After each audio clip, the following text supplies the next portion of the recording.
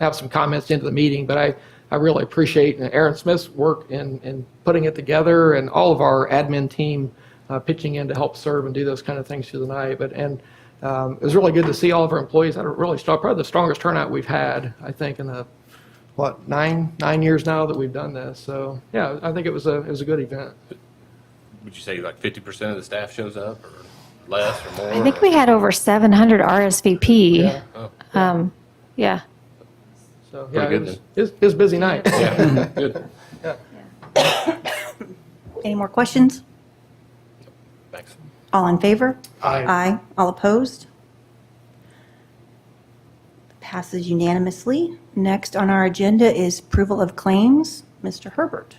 Thank you, Mrs. Cherry. Oh, I'm sorry, approval of payroll claims. Yes, yep. These are for our August payroll claims. We had a claim on August 11th for $3,956.26. Payroll claim on August 11th for $2,542.77. A claim on August 11th for $566.32. August 13th for $694,640.07. August 13th for $770.99.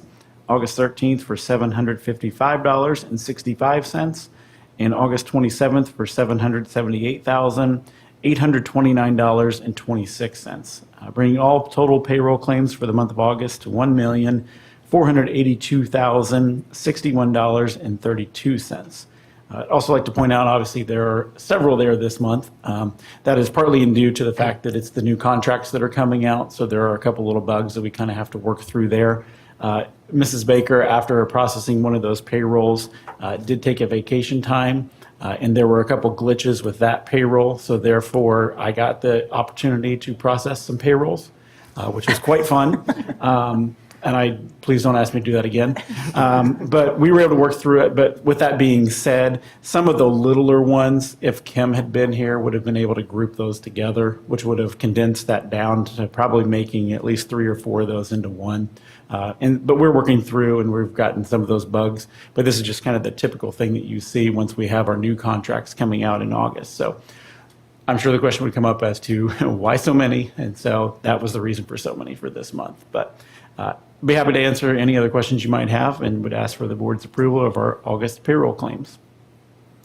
Motion to approve the payroll claims as presented. So moved. Second. I'm sorry, moved by Aye. Mr. Himsel and seconded by Mr. Bryant. Any questions, comments? More so for Dr. Schaefer, not necessarily Tracy in reference to mentioning the others in reference to contracts. Dr. Schaefer, when will we update the website for the administrative contracts, given all the changes we had going on in the last 6 months? Yeah, I don't know, and I know Sarah's with us tonight, but usually we try to get through, if we update and print everything right now, and then we bargain, and that all changes, then we end up doing it twice. I would say really, we put those out, we've gotten signatures, so they really are probably going to be due to be updated here any time. Just know that if we update them now, once we go through bargaining, so in about, I would say probably late November, we'll probably update those again as those contracts all change. It would be okay to update it more frequently than less frequently, wouldn't it? It would. We can do those. Again, I don't want to speak for Mrs. Smith, but we've just got contracts out and back in getting those signed. So once they're back in, we'll PDF those and put those online. And we usually do it twice. So we'll do it relatively now. Usually by the time we get to October, we have those updated, but then we'll probably need to pull those down and re-update after usually about late November to renew those. Thank you. Any other questions or comments? All right. Vote. Yep. All in favor? Aye. Aye. All opposed? That was unanimously approved. Next item on our agenda is consideration of personnel report recommendations. Dr. Schaefer. Yes, the personnel report is before you, and I don't believe we had any amendments or changes. So several ECAs there, some typical changeovers we moved through the year, probably a few less than we've had the last couple of months. Would ask the board's approval of the personnel report as submitted. Motion to approve the personnel report as submitted. So moved. Mr. Himsel, second. I'll second. Any questions or comments? I see in there that Dr. Schaefer has caught up some of the exit interviews, questionnaires that have come in. Again, thank you for that. As I look them over, some of the stuff that's marked out, I'm kind of wondering why the resignation date and the position or job title is marked out on some but not others, and what would be so sensitive about that information? It's not necessarily, and again, we're kind of learning as we go, so if there's particular pieces that we don't need to redact, we won't do that. I think as the board met and talked about this, the board gave us certain lines and areas to redact, so we can revisit that, and I agree, I don't think dates are something that we necessarily need to, so we can work on just trying to get those the same. Okay, thank you. Refresh me again, why names are marked out, even if there's nothing Yeah. incriminating in the. It gets into some legal areas. Okay. If there were a claim on down the road on something, the board could sit in a position to have to pass judgment on a person's employment later down the road or even after the fact. So it's something we just have to be careful with in terms of that information. Regarding that, can we inquire with ISBA that is part of our association dues, if it's possible for, if that sort of situation came up, that they would be the ones reviewing, I guess, maybe looking at the employee exit interviews before you would submit them to us? And if they don't see anything that concerns them legally, then it could go ahead and just be posted in its entirety? We can. I have conferred with ISBA, and what they're telling me is certainly is legal, obviously, for the board to see those. It's not a best practice, but it is legal. Again, there's a little bit of risk there with that. So I think again, and I know as we talked as a board, let's see how this goes and, kind of work ourselves through it. We can make some adjustments as we I don't go. want to put you on the spot, but I still think as a board of trustees that there's still the risk that something is getting blocked out that could be related to you as the CEO of the corporation. And I think it's difficult to look at that and understand that from that legal perspective. And that's why I think possibly try to get ISBA as a second set of eyes to look at an exit interview and get that legal opinion to say it does have sensitive information or it doesn't. And then that be the determining factor as to what gets redacted and what doesn't, and then sent to us. That's just my thoughts on that for my fellow board members. Right. Again, it's not putting you on the spot, but Right. I just- I think to answer your question, I think that would be up to ISBA, whether they want to take that responsibility on for a Yeah. school district. I mean, we can certainly ask. I mean, it could be, I don't know, they may not want to, but on the other hand, it may create a whole new service area for them to think about with their school boards throughout the state. We have counsel here with us tonight, and Terry, not to put you on the spot, but I don't know if you have any advice for the board on that or not. The only thing I can say is we have to be cautious in that. I mean, that's the only thing I can say, and to get input from whatever sources is very valuable. Well, I guess then, Terry, hearing that response, so how does other organizations that work through governance through boards of trustees look at the feedback for the highest level of executive, which is the CEO, without it being filtered by the actual CEO, if it were the case? The only thing I said to you, put your trust in your CEO. But if you have an employee that wants to communicate something, again, that's where my conversation with ISB was. And that's why I'm just simply saying is some way to, before it gets submitted to us, rather than it just being your desk, that there be another set of eyes. And maybe it is Terry, maybe it's ISBA, I don't know. Yeah, and let me be clear about one thing. Those don't come directly to me. They go to HR. I don't directly review those. I don't react them. That's not coming across my desk. So you don't look at exit interviews to see what concerns exiting employees who are resigning or retiring that they have to say about our corporation? They come through HR. and HR is going to review those. And if there's something that needs to come to my attention, the HR office will let me know. Because there can be sensitive information there too, that just like you're talking about, that I may, I have to be careful with that type of information as well.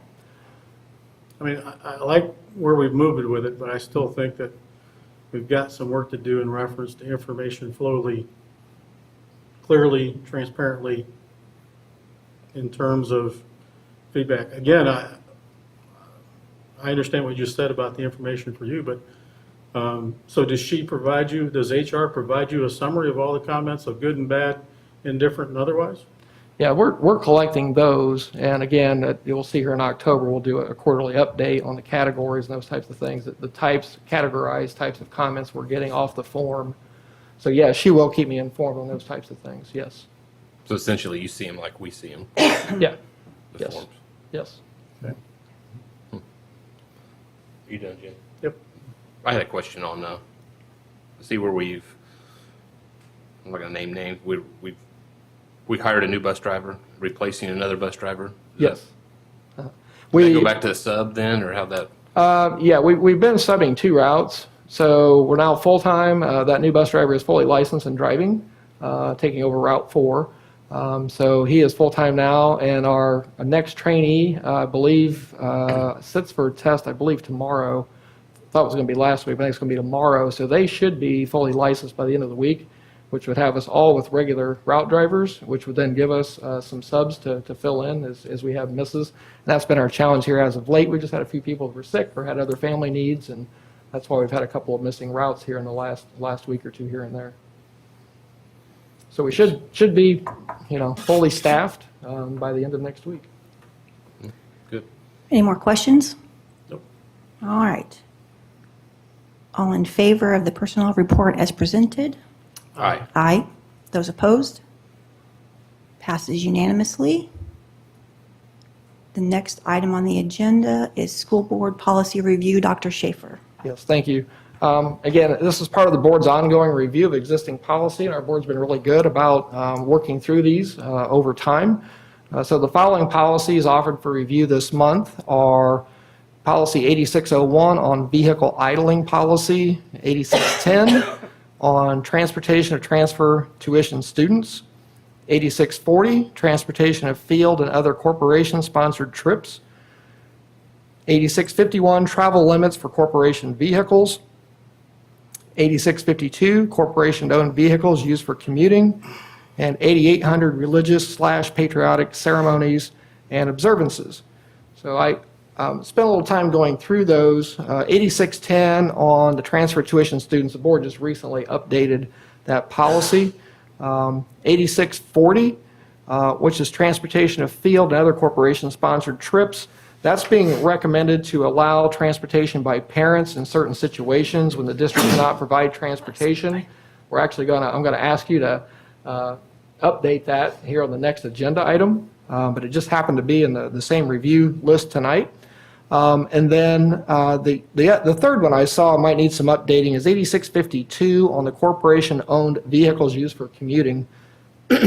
Our current policy only covers the transportation and maintenance directors as far as how they can use a corporation-owned vehicle. But here, going back a couple of years ago, when we approved the school police department manual, their mileage and usage of vehicles was in that manual as approved by the board. We just have not updated this policy since then. So I'd like to do is bring that policy back, or maybe even have a separate policy that would govern the use of the police vehicles and how those are done. Our current policy here doesn't really allow for any personal use, but with the emergency vehicles, that standard is usually a little bit different and does allow for some personal use. So would work with council to try to craft either the police vehicles into this policy, or if need be, create a separate policy for the emergency vehicles that we have in their use. So that's one I thought we should probably bring back with some additional verbiage to clean that up a little bit. And you may have seen some things too, or have questions about any of those policies. I have one I guess, question, thought, discussion item, and that's on 8651, travel time for corporation vehicles. Being the last sentence where it talks about the exemption or exception to the policy for the vehicle furnished to the superintendent. Corporation, I don't see anything in the contract, your contract about. No, I don't. The superintendent doesn't have a corporation vehicle here. So just going forward, wouldn't that be, when you decide to move on, that would be a conversation between the existing board at that time as to, and probably be established more so in the contract as opposed to, I mean, if you're going to issue them the vehicle, that's the CEO. I'm not sure, if it's in the contract, you're issuing it to them. Mhm. I mean, I'm not sure why you would need to have that particular line in the policy. Yeah, it's, my opinion is it probably isn't necessary. It was put in sometime probably back in, I think a lot of these were up originally back in 1991. Okay. Maybe there was a corporation vehicle at that time. Well, it was last modified, I don't know what the modification was back in 2018, so, but my thought is that that line be stricken from that one. Yeah, it's certainly not serving any current purpose. It'd just be a matter of when we'll leave it in there for things that could happen down the future, but it certainly could come out. And that just simply makes it that much shorter for your policy committee to not have to read another sentence. Yeah, I'd be fine with taking it out. What about you? I can see why you would leave it, but I can see why you would take it out too. All right, any other comments or questions? Those are all just for review, so there's no action. Yeah, Yep, no I action. know. Exactly. Yep. All right, next item on the agenda. School board policy updates, Dr. Schaefer. Yes, and this one is back to policy 8640, which covers our field trips, extracurricular types of trips, things like that that are extra. And just a little bit of the background, high school and middle school programs are increasingly finding it difficult to secure drivers for those extracurricular trips. Yellow buses and white buses to provide that school transportation. And this includes field trips. Field trips, to some extent, are a little easier to cover because most of those happen during the day, most of them, not all of them. Athletics, extra ECA trips, the things that are after school are the most difficult. We have a limited number of licensed school bus drivers that are willing to take or able to take maybe the evening and weekend trips. As a result, we're finding more frequently that our 6 white buses we have are booked, sometimes more than we have space for. Because you have to remember, if you have a large team, one white bus won't take that team. You have to have maybe 2 or 3 white buses to take a large team. So if you have a couple large teams on the road, you've used up all your buses with just maybe 2 events going on. And just for a general awareness, to buy a white bus, as I say, they're not giving those away. They're very expensive, but the lead time to get one's about 18 months. So it's not like buying a car where you can run out and buy one, next month. There's a long lead time on waiting to get those, even when they're ordered. And we have to remember the white buses they hold 14 passengers and then a driver. So we're doing some things. We're trying to encourage more drivers to get their CDL and their yellow card. You can't drive a yellow school bus with just a CDL. You have to go above that, get your public passengers or your yellow cards. So it's additional training beyond the CDL. So it takes about 2 months, in best case, when somebody starts their training to actually get their endorsement to drive a yellow bus. But with the white buses, obviously you don't need the CDL, you don't need the additional training, but we're just maxed out on the number of buses we have in that regard. So what we are looking at in the meantime, we want to minimize the possibilities that students will have events rescheduled or canceled. We've been close a couple of times. So an additional option we've considered is to allow parents to transport students in the event that the school-provided transportation cannot be provided. And I've spoken to our insurance carrier, spoken to legal counsel. Both believe that by modifying our current policy would keep us in good graces legally with allowing to do this if the board is willing. So what we've done is amended into the policy. The policy says the cost of transporting students and chaperones to and from school-sponsored field trips and extracurricular trips shall be provided by the school corporation, which we're happy to do that, just we know we're not always able to do that in all cases. So what we've amended in, as an addition to the policy, it says, in the event the school corporation is unable to provide transportation, parents of the participating students will be allowed to provide the transportation. Under these circumstances, the parents providing the transportation shall assume full responsibility for the expenses of transporting the students and the safety and well-being of the students. And this policy applies to parents only and does not allow students to drive for the purposes of this policy. So this would allow, again, in the case, and we want these certainly to be the exception and not the rule, and that's one of my concerns. I think we want to do our dead level best to provide the school transportation. But if there's a situation here or there where we just don't have enough vehicles or licensed drivers to take them, we would like to have the opportunity for parents at their discretion to transport the kids. But kids, the students, would not be able to transport themselves or drive themselves to these events. So put that out for the board's consideration. Question I have, if Let's make a motion first, and we can talk about it. A motion to approve School Board Policy 8640 as presented. so moved. Second? Second. All right, now you can ask your question. So my question is, what stops a 17 or 18-year-old high school student from, if there's no transportation available, driving themselves to Tri-West to play in the tennis match? Right. That's a great question. In fact, we talked about that a little bit today. Mr. Kessinger, you want to reply to that? I would, yeah, it's a really difficult situation because kids can drive themselves. I would say it'd be up to, and usually with the coaching and all, saying you either go with an authorized transportation, which would be the school or a parent, or you don't participate. And What about because if I signed a note that said my daughter Claire can drive herself to that? I presume, you know what I mean? I've taken all the liability away from you guys. I'm just speculating on. I understand. I would be very hesitant to allow students to do any of the driving, even if they say we'll take full responsibility. It opens up, as far as liability is concerned, I think another step that we don't want beyond the parents. Gotcha. Okay.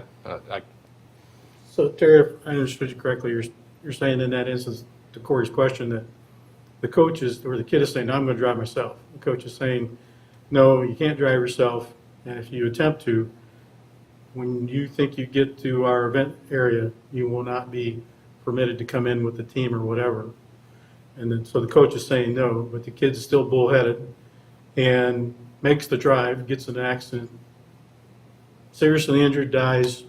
How does that get us off the hook in reference to dealing with that? Even though, again, you got a coach that simply said no. You got the kid that violated it, but you still have a student in peril. That legally it's called assumption of risk, that they would assume a risk if they did that. School would have nothing to do with it. We've got our policy, either go with the provided transportation or you go with the parent. And obviously we can't physically stop a student from doing that. So having heard you say that, is there a responsibility of the coach to then notify the parent that your son or daughter is not cooperating in reference to how to get to the event, and the coach has told them no, and if they do decide to go ahead and transport themselves, they will not be able to participate?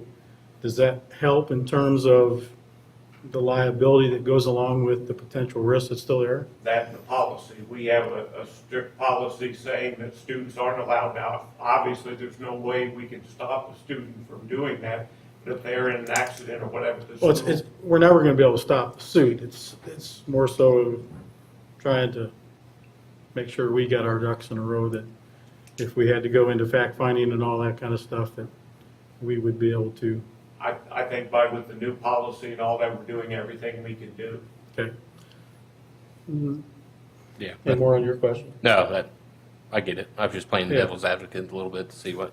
And I like the idea, but it's just trying to ask questions about those situations. For example, it says transported by parents, but what was the discussion in terms of the definition of parents whereby you have the two adults, one is the parental parent of the child, but that particular adult is cohabitating with someone who seems to be the spouse of that person, but the actual parent who has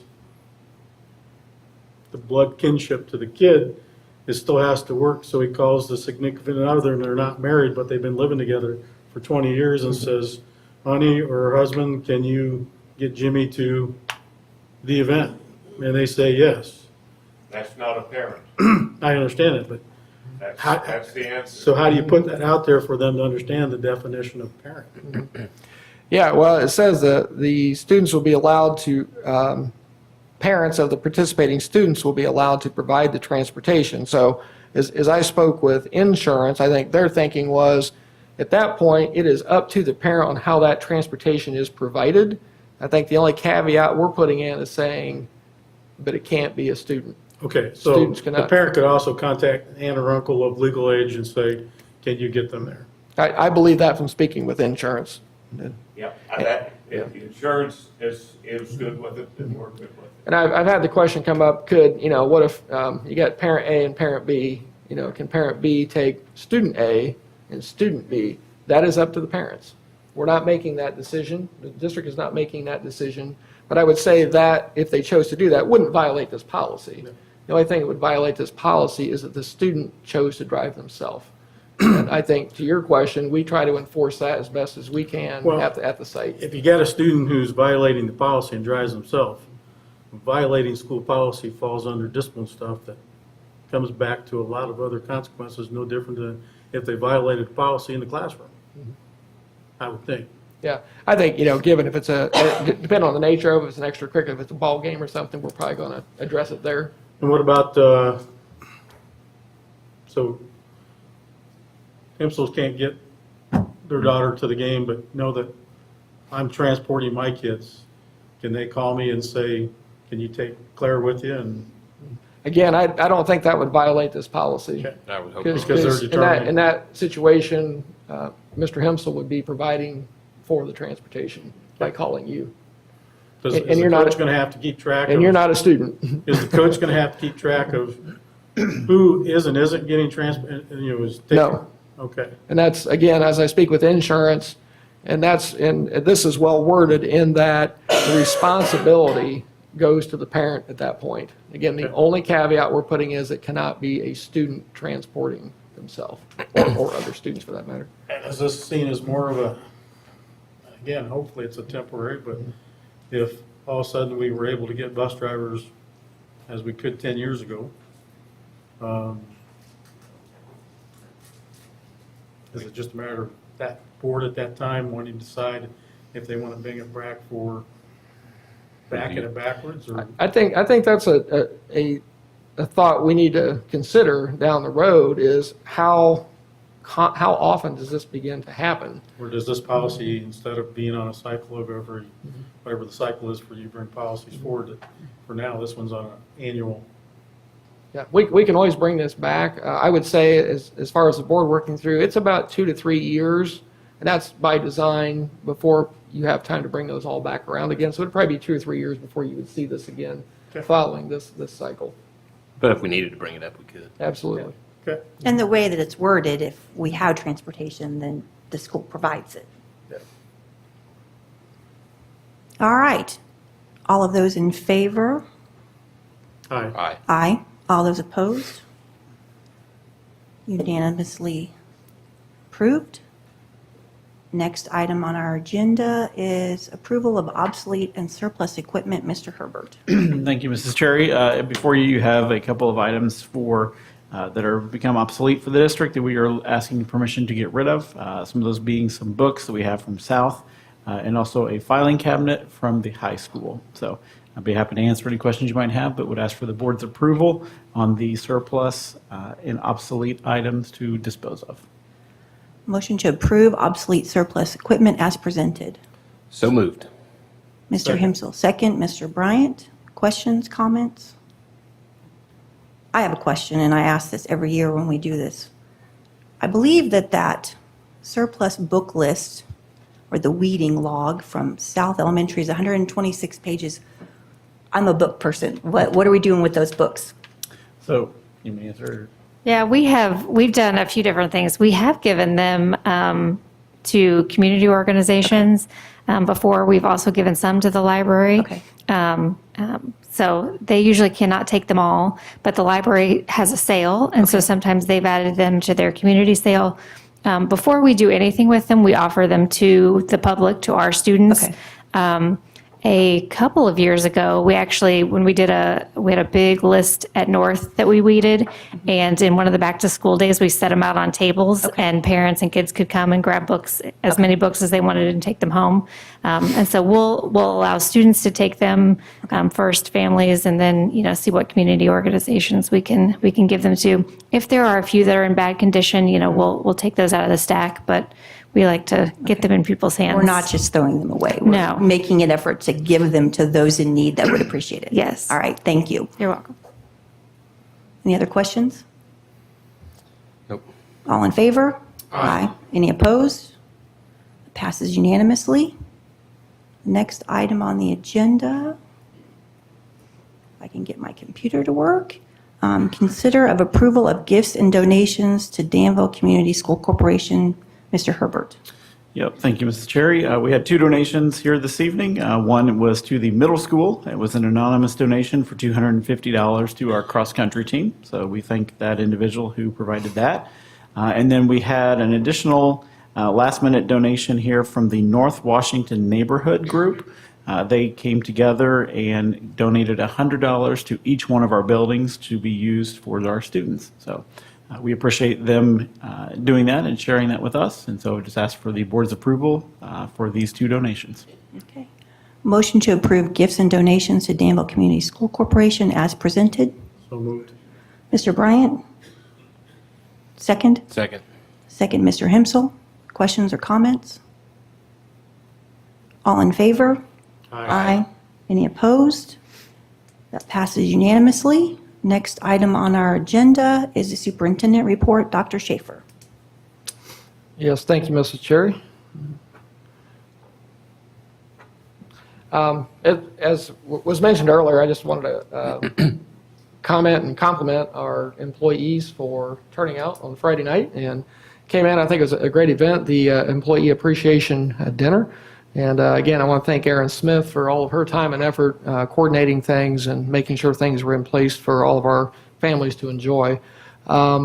Just a note, we are doing our annual listening tours as we go from building to building, just listening to input. And we usually pick a primary topic that we want to learn about, but we'll listen to anything that employees might want to offer in terms of how we can improve and get better as a district. We're focusing on this round on school safety.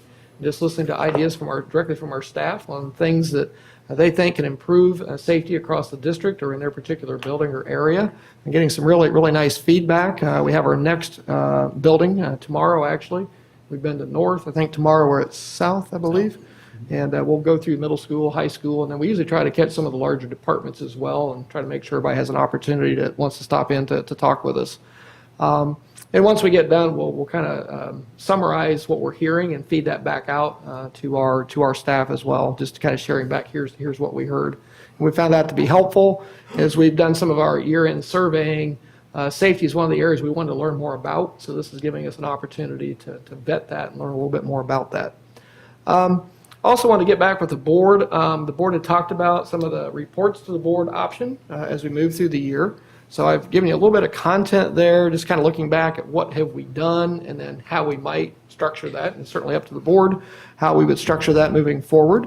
So you can see last year and probably the last several years, we've started in December and then went monthly, December, January, February, up through June, with each of our building principals doing a report. We've also had curricular reports. We've had different years. Last year we had our police department, our special education department, and I know we've done alternative school in the past. I know Mr. Bryant has done those in the past. And so we certainly can continue any or all of those.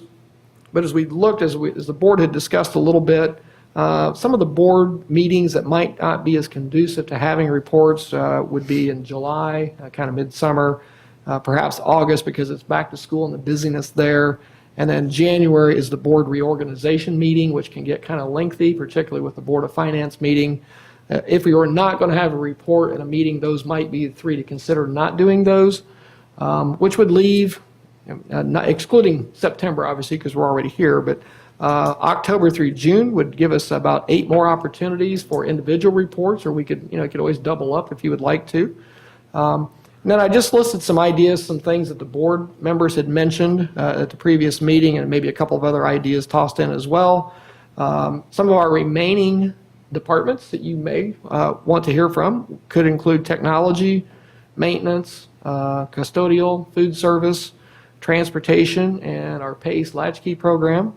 Some other curricular areas that we report on from time to time would be Title I and E&L. I know Mrs. No has been working through some of those pieces and doing a nice job of pulling out some data, and we're learning from that. McKinney-Vento. Another one we haven't heard from, which I think would be really interesting, would be Area 31, a report from there on the Career Center. The alternative school, just because we didn't have it in the lineup last year. So those are some ideas. You may have some others too that you might like to hear from, but we could begin to put together a calendar moving forward from October through the end of the year up through June.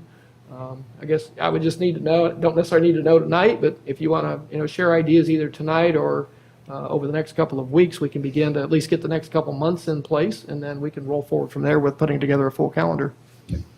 I kind of thought about that a little bit after I read this over the weekend. With what you guys worked out with Mike Birdsall in the planetarium, I thought a little presentation from him to lead this off with, Sure. and how he plans to take that program ahead. I wouldn't mind hearing from maintenance and the new building, how everything's going there. Transportation department, see what they're thinking, and what maybe we can do to help them out. Then I'd add Area 31 too. Yeah, and that's with Dr. Bickerstaff, who's the director. I'm sure he would love to come out, just have to kind of see where his schedule fits.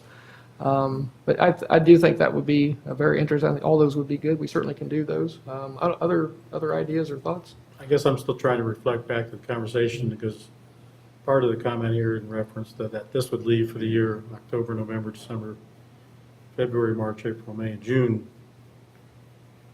I thought we were talking about trying to do presentations every other month. Yeah, however you want to do it. Yeah, not so Around much every several month. ideas. Yeah, we don't necessarily have to have one every So- month. Nail it down. I think, the topics are great, but I still don't think we solidified and confirmed that we're looking at every other month. And sometimes in the every other month, It's in those it may be months. 2 presentations, but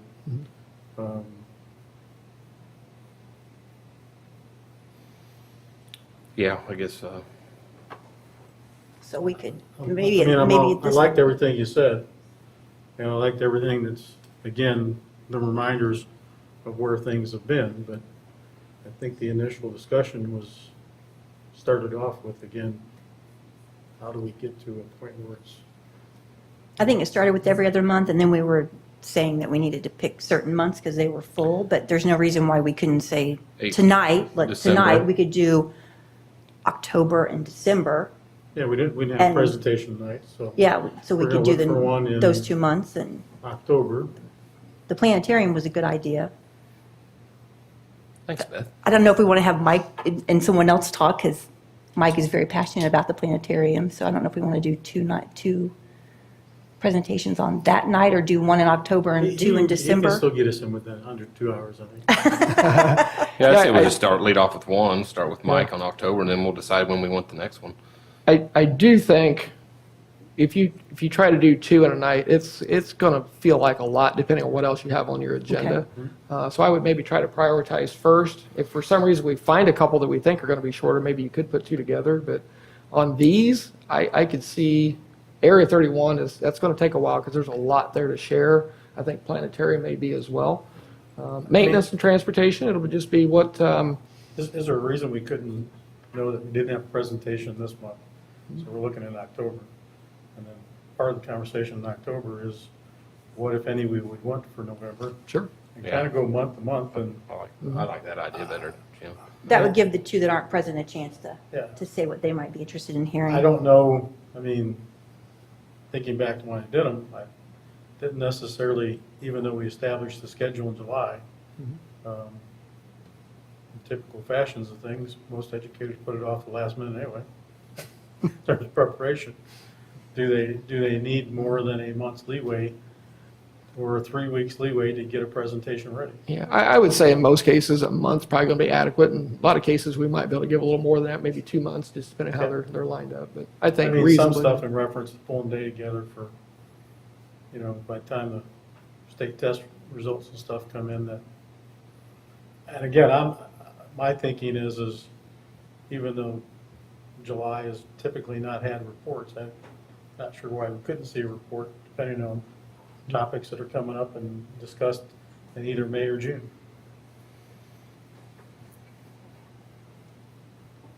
Yeah.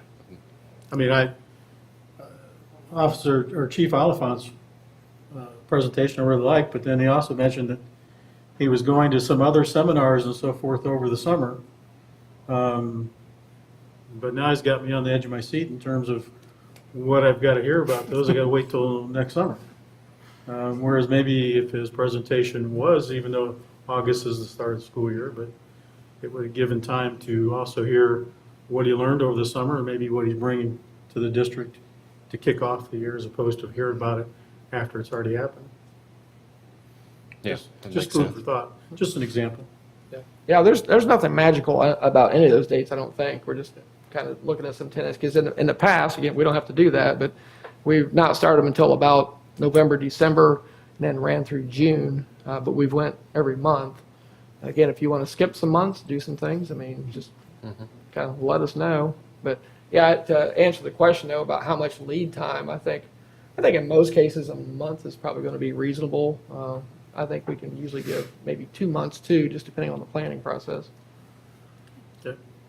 But we will have Mr. Birdsall here for the planetarium in October. I will check with him and Okay. see, yeah, if he's And then we'll willing and see able. what We'll go from there. Mr. Brown and Mrs. Ward have to say, what any input they might have. Sure, you bet. I will, I'll check ahead too with Dr. Bickerstaff at Area 31 and just see what his future schedule might look like, because I know he's serving 11 different districts that way. So if he said, hey, yeah, I could do one, and maybe this month or that month might be better looking at our board dates, I'll get back with you and let you know. At the same time, I don't think we should stifle building administration that if they really feel like something they want showcased, then send it up and send it forward. And we add, again, it may make a little bit longer overnight, but if they feel it's important to showcase it, then let's get it showcased, even though it may go 2 hours and 15 minutes overall.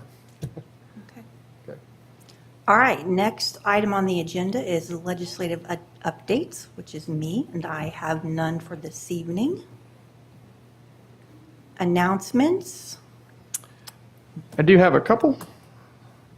All right. There we go. Just the next board meeting, that one is moved up a little bit earlier. That is Wednesday, October 4th. That's on a Wednesday. It's moved up from the following weeks when it normally would be, and that's due to fall break being the 9th through the 13th. So the next regular school board meeting is Wednesday, October 4th at a regular time of 6:30. We do have our public hearing on the proposed 2024 budget, and that's going to be held Wednesday, September 20th. Wednesday, September 20th. Right here in the boardroom, and as our intended time for that, 5:30? 5:30. 5:30 on Wednesday, the 20th, for our 2024 budget hearing. I thought that was on the 6th. Sorry. That was a little confusing that night. Beth called me a little panicked. I was at Northmont, I was slightly panicked. All right. Motion to adjourn the meeting. So moved. Mr. Himsel, second. Second. All right, we are adjourned. All right, thank you. 7:26 PM, Sarah. Thank you. My chair just